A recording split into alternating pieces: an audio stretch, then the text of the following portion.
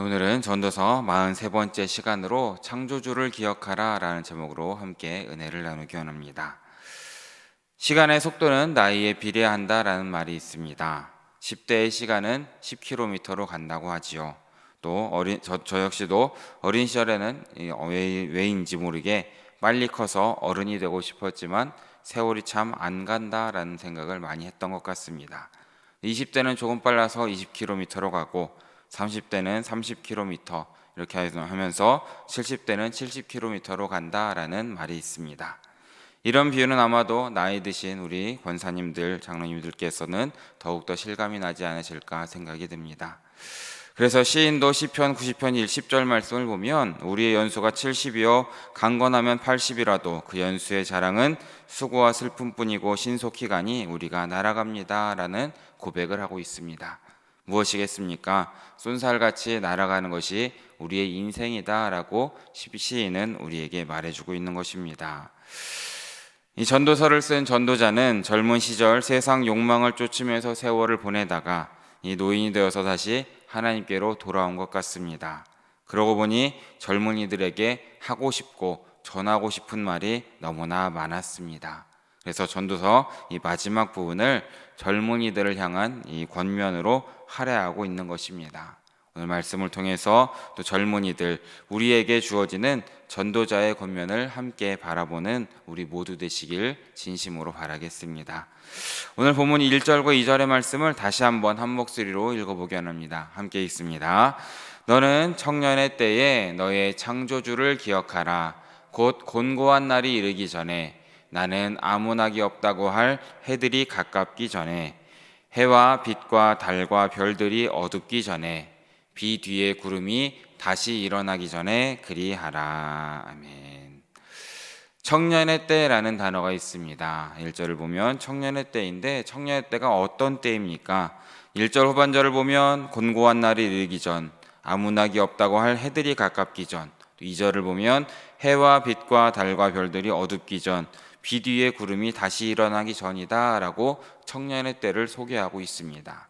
그러니까 우리가 바라볼 수 있는 이 청년의 때는 생물학적인 젊음의 시간은 아닌 것 같습니다.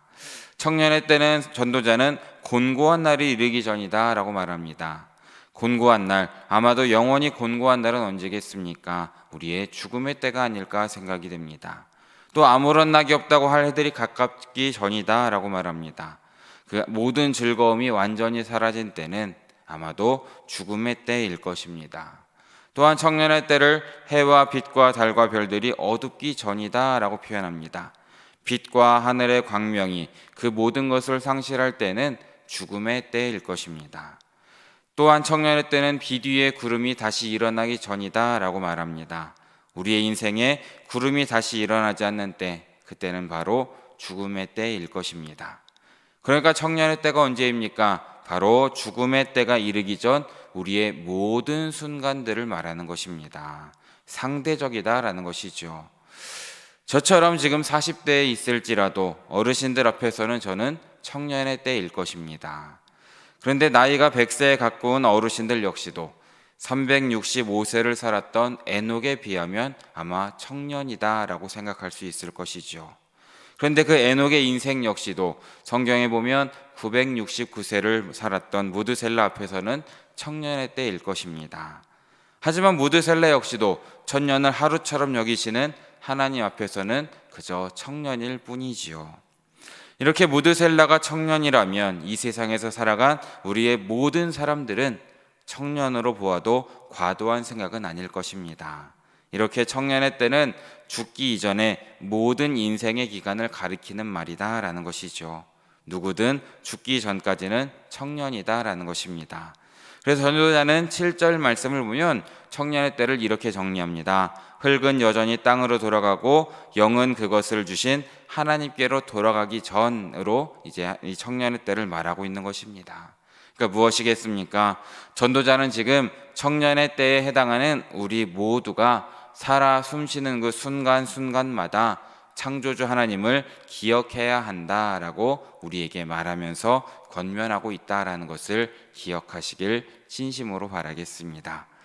그래서 1절 전반부를 보면 이렇게 나와 있습니다. 너는 청년의 때에 어떻게 하라는 것입니까? 너의 창조주를 기억하라 라고 말하고 있습니다. 너의 창조주를 기억하라. 그럼 이 창조주는 어떤 분이겠습니까? 창조주는 시간과 공간을 비롯한 모든 존재를 만드신 분이다라는 것이지요. 주님께서 지으신 모든 만물을 우리는 창조주를 기억하기 때문에 함부로 파괴해서는 안 된다라는 것입니다. 또한 창조주는 창조의 그 마지막 날에 우리 인간을 자신의 형상대로 지으신 분이라는 것도 우리는 기억해야 되는 것입니다. 전도자는 창세기에 기록된 이 창조주를 의식하면서 하나님을 기억해야 한다라고 우리에게 권면하고 있는 것입니다. 사랑하는 여러분, 우리의 근원은 단세포 생물이나 어떤 동물이 아닙니다. 우리는 아메바나 원숭이 출신이 아니라는 것이죠. 우리의 존재 모든 것에는 하나님의 진문이 확실하게 찍혀 있다는 것을 늘 기억하시길 진심으로 바라면서 다른 존재와는 달리 하나님의 형상대로 지음을 받은 구별된 우리 인간으로 창조되었음을 믿으시길 진심으로 바랍니다. 그런데 이 창조자를 기억하는, 하나님을 기억하는 구체적인 방법이 무엇이 있겠습니까? 자연을 관찰하면서 하나님의 보이지 않는 신성과 하나님의 능력을 우리의 머리에 떠올리는 방법도 참 좋을 것입니다. 그러나 보다 더 선명하게 기억하는 좋은 방법은 창조주의 형상대로 지음을 받아서, 하나님의 형상대로 지음을 받아서 창조주의 하나님의 가장 정확하게 닮은 인간을 관찰하는 방법이 아닐까 생각이 듭니다. 우리의 존재는 하나님의 그 존재성과도 무관하지 않다라는 것이죠. 우리의 모든 육체의 기관들이야말로 하나님을 나타내는 비유로 볼 수 있다라는 것입니다. 우리의 눈을 볼 때마다, 우리가 우리의 서로를 바라보면서 눈을 볼 때마다 하나님을 기억할 수 있는 것은 하나님께서 우리를 불꽃 같은 눈동자로 지켜보고 계시다라는 것을 우리는 기억해야 된다라는 것입니다. 시편 94편 9절 말씀을 보면 귀를 지으신 이가 듣지 아니하시랴, 눈을 만드신 이가 보지 아니하시랴 라고 기록하고 있습니다. 눈을 만드신 이도 우리를 바라보고 계시다라는 것을 우리는 기억해야 된다라는 것입니다. 그래서 하나님께서는 이미 보시고 우리의 모든 행위를 아신다라는 것을 우리는 기억하시길 진심으로 바랍니다. 또한 우리의 귀를 볼 때마다 기억할 것은 무엇이겠습니까? 하나님께서 우리의 말과 우리의 기도를 들으시는 분이다라는 것을 기억해야 되는 것입니다. 하나님께서는 이스라엘 백성들이 이집트에서 비참한 종의 신분으로 고생하며 내뱉은 가냘픈 신음소리도 들으신 분입니다. 출애굽기 6장 5절의 말씀을 우리 함께 읽어보기 원합니다. 이제 애굽 사람이 종으로 삼은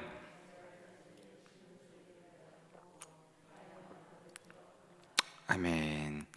이렇게 작은 신음까지도 들으시고 모든 기도에 응답하시는 하나님을 기억하시길 진심으로 바라겠습니다. 그럼 우리의 입을 보면서 기억할 창조자는 어떤 분이겠습니까? 창세기 2장 7절 말씀을 보면 여호와 하나님이 땅의 흙으로 사람을 지으시고 생기를 그 코에 불어넣으시니 사람이 생명이 되었다라고 기록하고 있습니다. 태초에 아담에게 생기를 불어넣으셨다라는 것이죠.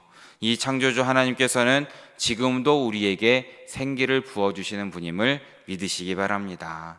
그래서 사도 바울도 사도행전에 보면 하나님을 가리켜서 만민에게 생명과 호흡과 만물을 친히 주시는 이시다라고 고백하고 있습니다. 이렇게 우리의 생명과 호흡을 주관하시는 하나님을 기억하시길 진심으로 바랍니다. 또한 우리의 손과 팔을 보면서 기억해야 할 창조주는 어떤 분이겠습니까? 창조주는 어떤가를 만드시고 일하시고 우리를 위로하고 돌보시고 인도하는 분이다라는 것을 우리는 우리의 손과 팔을 보면서 기억해야 되는 것입니다.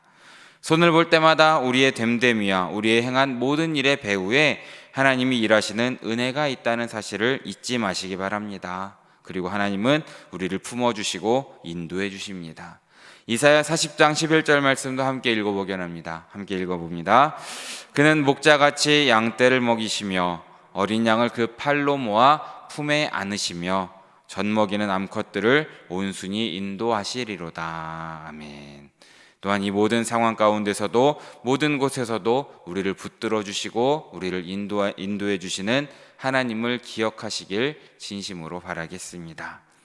또한 우리의 발을 보면서 기억해야 할 창조주는 어디에나 계시며 어느 곳에나 거하시며 우리와 동행하시는 하나님이다라는 것을 기억하시길 진심으로 바랍니다.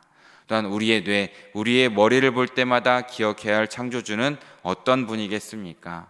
하나님께서는 우리의 모든 생각을 아실 뿐만 아니라 우리를 향한 생각도 너무나 많은 분이다라는 것을 우리는 기억해야 되는 것입니다.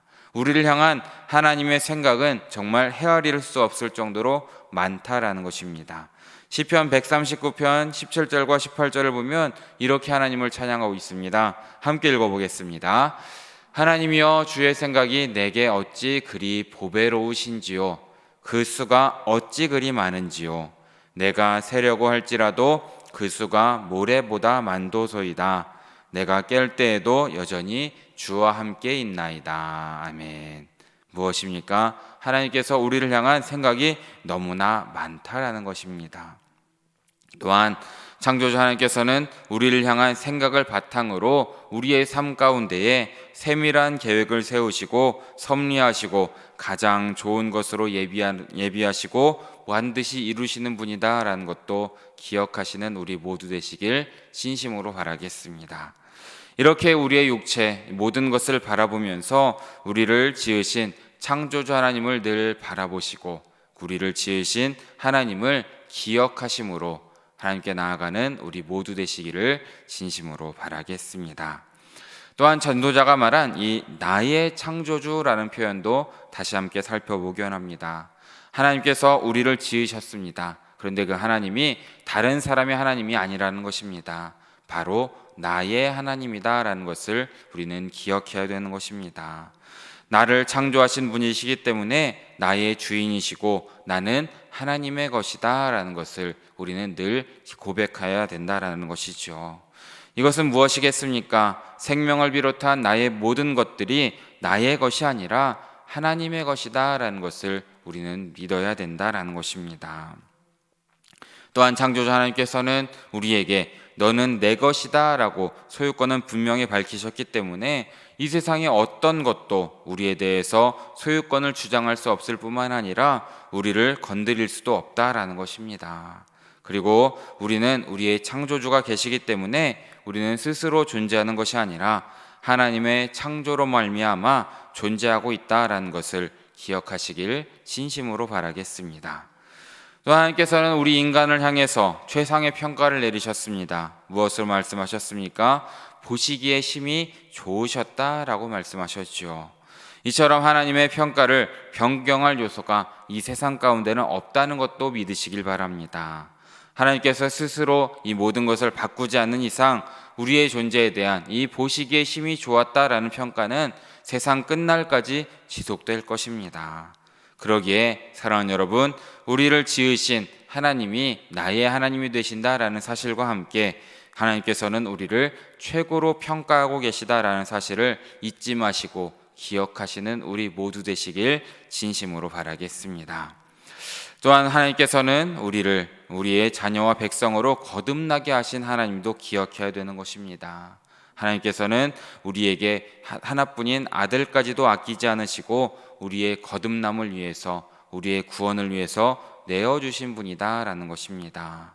우리를 얼마나 사랑하고 우리를 귀하게 모셨기 때문에 그 아들을 보내시기까지 그런 희생을 감수하시겠습니까? 우리는 그 정도로 하나님의 아들을 보내실 정도로 귀하고 귀한 존재다라는 것을 기억하시길 바랍니다. 그래서 시편 16편의 말씀을 보면 16편 3절의 말씀을 보면 시인도 이렇게 고백을 합니다. 함께 읽어보겠습니다. 땅에 있는 성도들은 존귀한 자들이니 나의 모든 즐거움이 그들에게 있도다. 아멘. 무엇입니까? 이 시인의 입술을 통해서 하나님께서는 하나님의 모든 즐거움이 우리 한 사람 한 사람의 존재에 있다라고 지금도 말씀해 주신다라는 것입니다. 그러기에 사랑하는 여러분, 우리의 삶을 우리의 마음대로 살아가는 것은 우리 창조주를 기억하는 삶이 아닐 것입니다. 우리는 하나님을 기쁘게 하면서 하나님을 찬송해야 된다라는 것입니다. 하나님께서 우리의 삶 가운데에 우리의 설계가 있다라는 것이죠. 이사야 43장 21절 말씀을 보면 이렇게 나와 있습니다. 함께 읽어봅니다. 이 백성은 내가 나를 위하여 지었나니 나를 찬송하게 하려 함이니라. 아멘. 사랑하는 여러분, 우리는 하나님을 찬송하기 위해 지음받았다라는 것을 기억하시길 진심으로 바랍니다. 찬송의 방식이 무엇이겠습니까? 우리가 함께 예배하고 하나님을 기도하고 하나님께 나아가는 것도 있지만 또한 하나님께서 우리에게 주신 그 커다란 두 가지의 계명, 하나님과 이웃을 사랑하는 삶이다라는 것도 기억하시길 바랍니다. 우리는 마음과 뜻과 힘과 목숨을 다해서 하나님과 이웃을 사랑하라라는 명령과 부르심을 받은 사람들입니다. 그래서 하나님을 위해서 나와 우리의 부모와 우리의 자식과 우리의 이웃과 우리의 원수까지도 사랑해야 하는 그런 계명을 받은 사람들이다라는 것을 기억해야 되는 것이죠. 즉 우리의 인생의 목적은 하나님과 이웃을 향한 이 사랑의 노래를 통해서 하나님을 영화롭게 하고 하나님을 기쁘게 하고 하나님을 즐겁게 하는 삶이다라는 것을 기억하시는 우리 모두 되시길 진심으로 바라겠습니다. 사랑하는 여러분, 세상의 가치와 세상의 즐거움에 빠져서 세상을 벗삼아 살아가는 것이 아니라 온전히 창조주 되시고 우리의 모든 것 되시는 하나님을 기억하시면서 하나님과 동행하시고 하나님의 뜻을 이루심으로 하나님 마음에 합한 자 되시는 우리 영일의 모든 성도들 되시기를 진심으로 바라고 축원합니다. 함께 기도하겠습니다. 사랑해 주님 너무나 감사합니다. 오늘 새벽에도 잊지 않고 나와서 이렇게 주님께 예배하고 주의 말씀을 들을 수 있게 해주심에 너무나 감사드립니다. 주님, 우리가 늘 창조주 하나님을 기억하며 살아갈 수 있도록 주여 인도하시고 지켜주시옵소서.